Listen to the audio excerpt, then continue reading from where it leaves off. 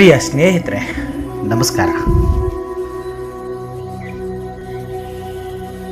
ಒಂದಷ್ಟು ದಿನ ಬಂದು ಆಮೇಲೆ ಎಲ್ಲವನ್ನು ಇಲ್ಲೇ ಬಿಟ್ಟು ಹೊರಡ್ತಕ್ಕಂಥ ಮನುಷ್ಯ ಜೀವ ಅದೆಷ್ಟು ಪರದಾಡ್ತೀವಿ ಅಲ್ವಾ?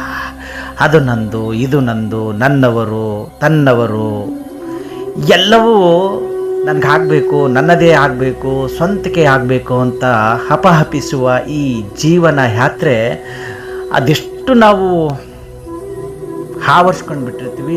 ಅದು ನಮ್ಮನ್ನು ಆವರಿಸ್ಕೊಂಡು ಬಿಟ್ಟಿರ್ತದೆ ಅಂದರೆ ಅದರಿಂದ ನಾವು ಆಚೆ ಬರೋದಿಲ್ವೇನೋ ಅಂತ ಅನಿಸ್ತಾ ಇದೆ.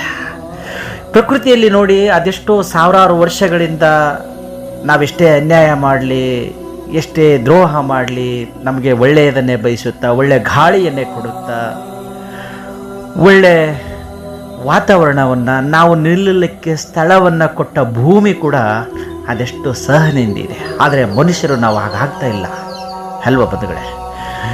ಸ್ನೇಹಿತರೆ, ಯಾರೋ ಒಬ್ಬರು ನಮ್ಮನ್ನು ಬಿಟ್ಟು ಹೋಗ್ತಾ ಇದ್ದಾರೆ ಅಂತಂದರೆ ದುಃಖ ಪಡಬೇಡಿ. ಅವರಿಗೆ ನಮ್ಮೊಂದಿಗಿನ ಸ್ನೇಹ, ನಮ್ಮೊಂದಿಗಿನ ಒಡನಾಟ, ನಮ್ಮೊಂದಿಗಿನ ಪ್ರೀತಿ, ವಾತ್ಸಲ್ಯ, ಮಮಕಾರ ಸಾಕಾಗಿದೆ ಅಂತ ಅವರು ಮತ್ತೆಲ್ಲೋ ತಮ್ಮ ಜೀವನವನ್ನು ಕಟ್ಟಿಕೊಳ್ಳಲಿಕ್ಕೆ ಹೋಗ್ತಾ ಇದ್ದಾರೆ ಅಂದರೆ ಅವರಿಗೆ ಶುಭಾಶಯ ಕೋರಬೇಕೆ ಹೊರತು ಅವರಿಗೆ ಶಾಪ ಹಾಕ್ತಕ್ಕಂಥದ್ದಲ್ಲ, ನನಗೆ ಮೋಸ ಮಾಡಿದಿ ಅಂತ ಹೇಳ್ತಕ್ಕಂಥದ್ದಲ್ಲ. ಜಸ್ಟ್ ಲೀವ್ ದೆಮ್, ಅವ್ರು ಹೋಗಲಿ, ಒಳ್ಳೆಯದನ್ನು ಪಡ್ಕೊಳ್ಳಿ. ಆದರೆ ಈ ಮನುಷ್ಯ ಜೀವ ಹಾಗಾಗ್ತಾ ಇಲ್ಲ.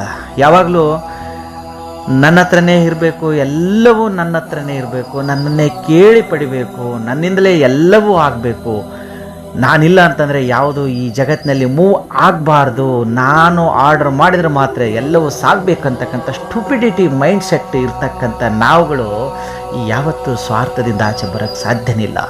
ಸಾಕಷ್ಟು ಈ ನೆಲದ ಮೇಲೆ ಬುದ್ಧಿಜೀವಿಗಳು, ಸಂತರು, ಶರಣರು, ಸೂಫಿ ಸಂತರು ಅದೆಷ್ಟೆಲ್ಲ ಹೇಳಿ ಹೋದರೂ ಕೂಡ ಕೇವಲ ಓದಿ ಆ ಪುಸ್ತಕವನ್ನು ಮುಚ್ಚಿಡ್ತೇವೆ ಹೊರತು ಅದನ್ನು ಬಿಚ್ಚಿಟ್ಟು ನಮಗೆ ನಾವು ತಿದ್ದಿಕೊಳ್ತಕ್ಕಂಥ ಕೆಲಸ ಯಾವತ್ತೂ ಮಾಡೋದೇ ಇಲ್ಲ. ಯಾರೋ ಒಬ್ಬರು ಕೈ ಕೊಟ್ರಂತ ಇಡೀ ಜೀವನವನ್ನೇ ನಾವು ದ್ವೇಷ, ಆ ಒಂದು ಜನರನ್ನು ಕಂಡ್ರೆ ಕೋಪ, ಹಗೆತನ ಇವುಗಳಲ್ಲೇ ಬದುಕ್ತಾ ಹೋಗ್ಬಿಟ್ರೆ ಮನುಷ್ಯ ಜೀವನಕ್ಕೆ ಅರ್ಥ ಬರೋದೇ ಇಲ್ಲ ಅಲ್ವಾ? ಬಂದ್ಗಳೇ, ನೋವಾಗುತ್ತೆ ನಿಜ. ಆ ನೋವು ನುಂಗಿ ನಗುವ ಒಂದು ಸಣ್ಣ ಕಾಯಕದಲ್ಲಿ ನಾವು ತೊಡಗಿಬಿಟ್ರೆ ನಮ್ಮಂಥ ಸಹನಾಮಯಿ ಜೀವಿ ಯಾರೂ ಇರಲಿಕ್ಕಿಲ್ಲ ಅಂತ ನನ್ನ ಭಾವನೆ. ಬಂಧುಗಳೇ, ಯಾರಿಗೂ ನೋವು ಬಿಟ್ಟಿಲ್ಲ. ಎಲ್ಲರೂ ಶಾಶ್ವತವಾಗಿ ಸುಖದಲ್ಲೇ ಇದ್ದಾರೆ ಅಂದ್ಕೊಳ್ಳೋದು ನಮ್ಮ ಕಲ್ಪನೆಯ ಹೊರತು ಅವರದೇ ಆದ ಕಷ್ಟಗಳು, ಅವರದೇ ಆದ ಬಯಕೆಗಳು, ಅವರದೇ ಆದ ಕಾರ್ಯಗಳು, ಕೆಲಸಗಳು ಇದ್ದೇ ಇರ್ತವೆ. ಹಾಗಾಗಿ ಯಾರನ್ನು ನಮ್ಮಿಂದ ದೂರ ಆಗ್ತಾ ಇದ್ದಾರೆ ಅಂದರೆ ಅವ್ರನ್ನ ತಡಿಲಿಕ್ಕೆ ಹೋಗಬೇಡಿ. ಅವ್ರು ಕೊಟ್ಟಿರೋ ಪ್ರೀತಿ ಅಷ್ಟನ್ನು ನಾವು ಎಂಜಾಯ್ ಮಾಡೋಣ. ಹಾಗಂತ ಅವ್ರಿಗೆ ದ್ವೇಷ ಮಾಡ್ತಕ್ಕಂಥ ಮನಸ್ಥಿತಿ ಯಾವತ್ತೂ ಬರಲೇಬಾರ್ದು. ಜೊತೆಗೆ ನಮ್ಮ ಪ್ರಕೃತಿಯನ್ನು ನೋಡಿ ಕಲಿತಕ್ಕಂಥದ್ದು ಸಾಕಷ್ಟಿದೆ. ಅದಕ್ಕಿರ್ತಕ್ಕಂಥ ಸಹನೆ ನಮಗೆ ಸಾಸಿವೆ ಕಾಳಷ್ಟಾದರೂ ಬಂದ್ಬಿಟ್ರೆ ಮನುಷ್ಯ ಜೀವ ಉದ್ಧಾರ ಆದಾಗೆ ಅಲ್ವಾ? ಬಂಧುಗಳೇ, ಮತ್ತೊಂದು ಸಂಚಿಕೆಯೊಂದಿಗೆ ಸಿಗ್ತೀನಿ. ಇಂತಿ ನಿಮ್ಮ ಪ್ರೀತಿಯ ಡಾಕ್ಟರ್ ನಂದು ಪೂಜಾರಿ.